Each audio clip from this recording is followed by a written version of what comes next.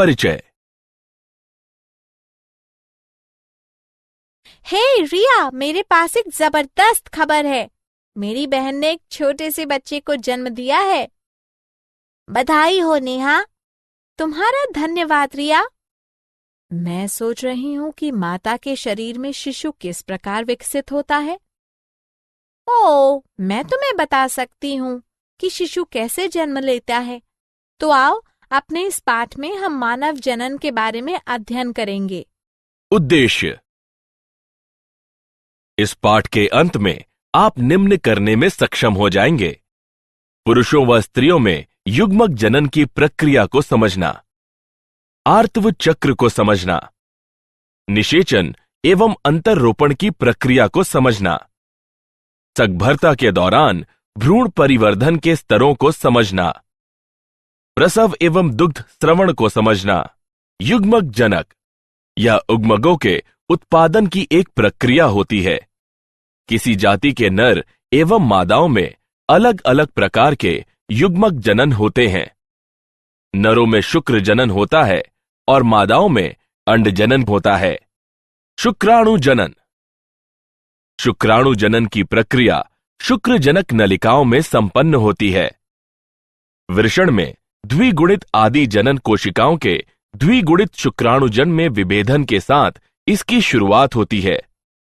शुक्राणुजन यौवनारंभ के पश्चात विभेदित होकर परिपक्व शुक्र बनाती हैं, जैसा कि निम्न चित्र में दिखाया गया है।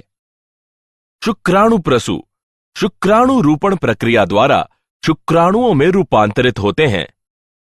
शुक्राणु रूपण के पश्चात शुक्राणु शीर्ष सरटोली कोशिकाओं में अंतःस्थापित हो जाता है और वीर्य सेचन प्रक्रिया द्वारा मोचित किया जाता है। वीर्य की संरचना।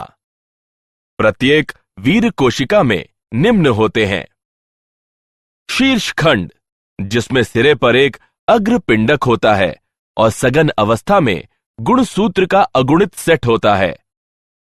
मध्य भाग, जिसमें सूत्र कणिकाएं और एकल तार केंद्र होता है।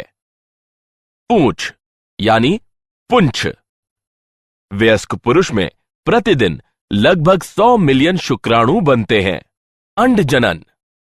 अंडजनन की प्रक्रिया जन्म से पूर्व आरंभ होती है, जब आदि जनन कोशिकाओं का समसूत्र विभाजन होकर द्विगुणित अंडजननी बनती है। प्रत्येक अंडजनन जन्म के समय तक प्राथमिक अंडक के रूप में विकसित हो जाता है।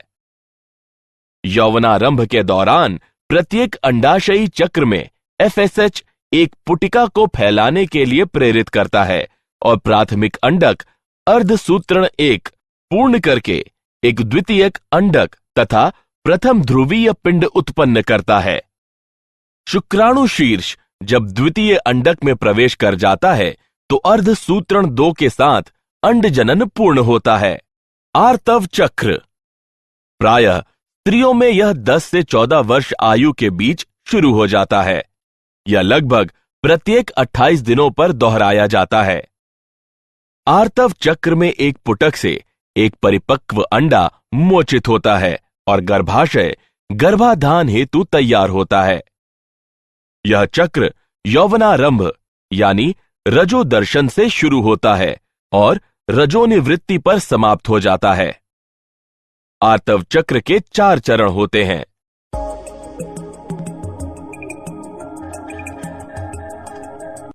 मूल्यांकन। आगे बढ़ने से पहले आइए देखें कि आपने कितना सीखा। निम्न का मिलान करें।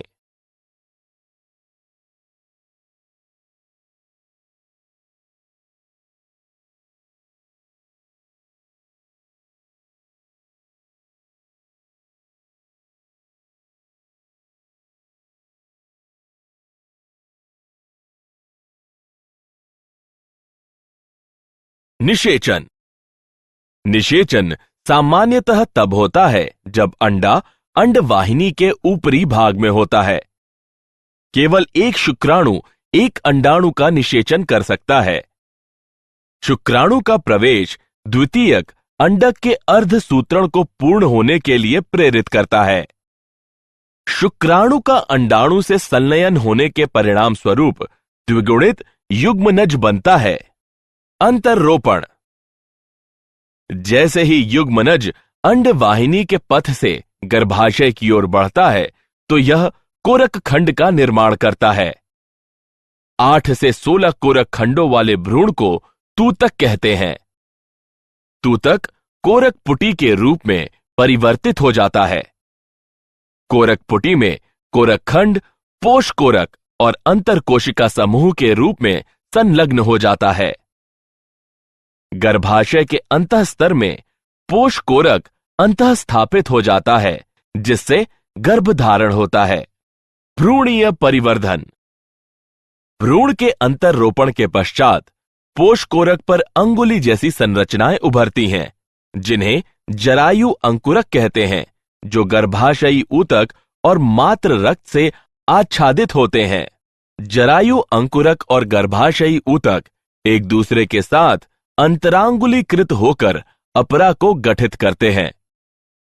अंतर्रोपण के पश्चात आंतरिक कोशिका समूह 3 जीवाणु परतों में विभाजित हो जाता है। सगर्भता। सामान्यतः यह अवधि 9 माह की होती है। 3 तिमाही में विभाजित होती है। पहली तिमाही प्रथम 12 सप्ताह हृदय का सबसे पहले विकास होता है, फिर तंत्रिकीय नली बनती है। भ्रूण में सभी प्रमुख अंग तंत्र 8वें सप्ताह तक विकसित हो जाते हैं। दूसरी तिमाही 24वें सप्ताह तक पाद और अंगुलियां विकसित होती हैं। पूरे शरीर पर कोमल बाल निकल आते हैं। आंखों की पलकें अलग अलग हो जाती हैं और बरौनियां बन जाती हैं। तीसरी तिमाही 40वें सप्ताह तक प्रसव के लिए तैयार गर्भ पूर्ण रूप से विकसित हो जाता है। प्रसव। गर्भ के बाहर निकलने की क्रिया को शिशु जन्म या प्रसव कहा जाता है। गर्भ उत्क्षेपण प्रतिवर्त अपरा एवं पूर्ण विकसित गर्भ के द्वारा प्रेरित होता है।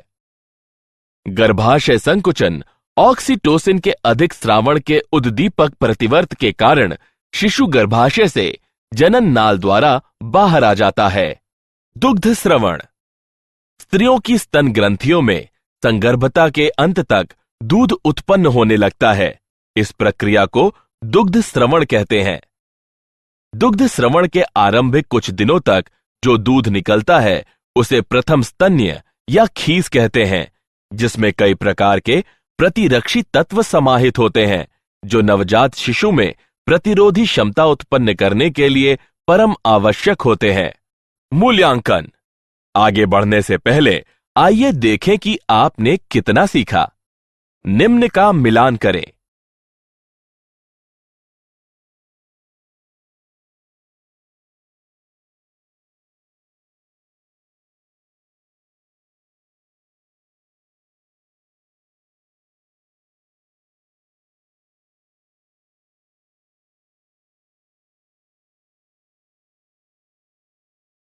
क्या आप जानते हैं, सहायक प्रजनन तकनीक के अंतर्गत माता के शरीर से बाहर एक निषेचित अंडे से परख नली शिशु विकसित कराया जाता है।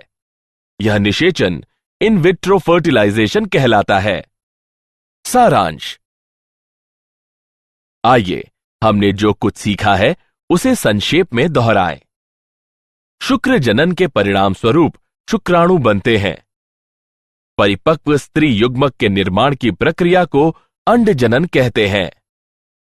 स्त्री जनन चक्र मासिक यानी आर्तव चक्र कहलाता है।